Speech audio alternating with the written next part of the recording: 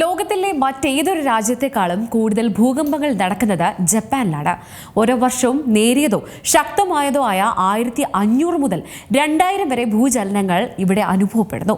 ഇതിനാൽ തന്നെ ജപ്പാൻ ആഗോളതലത്തിൽ ഏറ്റവും കൂടുതൽ ഭൂകമ്പ സാധ്യതയുള്ള രാജ്യമാണ്. ജപ്പാൻ കാലാവസ്ഥാ ഏജൻസി കൈകാര്യം ചെയ്യുന്നത് ലോകത്തിലെ ഏറ്റവും നൂതനമായ ഭൂകമ്പ മുന്നറിയിപ്പ് സംവിധാനങ്ങളിലൊന്നാണ്.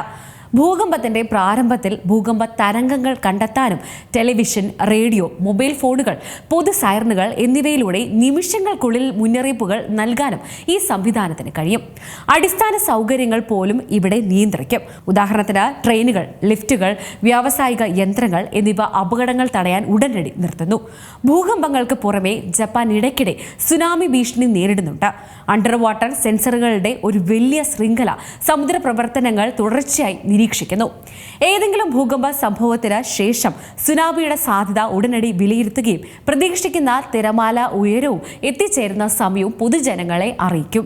ഏതെങ്കിലും ഒരു ഭൂകമ്പ സംഭവത്തിന് ശേഷം സുനാമിയുടെ സാധ്യത ഉടനടി വിലയിരുത്തുകയും പ്രതീക്ഷിക്കുന്ന തിരമാല ഉയരവും എത്തിച്ചേരുന്ന സമയവും പൊതുജനങ്ങളെ അറിയിക്കുകയും ചെയ്യുന്നു.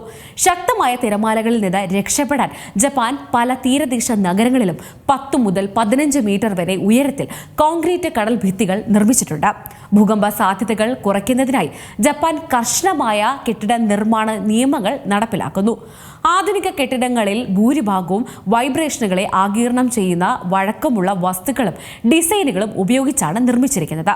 ഭൂകമ്പ പ്രതിരോധത്തിനായി പഴയ കെട്ടിടങ്ങൾ പതിവായി പുതുക്കിപ്പണിയാറുണ്ട്. പാലങ്ങൾ, റോഡുകൾ, റെയിൽവേകൾ തുടങ്ങിയ അടിസ്ഥാന സൗകര്യങ്ങൾ ഭൂകമ്പ പ്രതിരോധ സാങ്കേതിക വിദ്യകൾ ഉപയോഗിച്ചാണ് നിർമ്മിച്ചിരിക്കുന്നത്.